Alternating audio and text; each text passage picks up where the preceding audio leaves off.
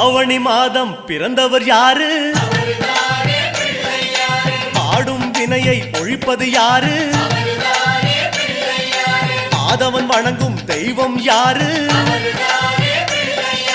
பூமியை தாங்கும் புண்ணியன் யாரு? அனலாசுரனை தின்றது யாரு? ஆணவம் நீக்கும் நாயகன் யாரு? முப்புரி அணிந்த மூலவன் யாரு? அவரும் வாழ்வது எங்கே கூறு?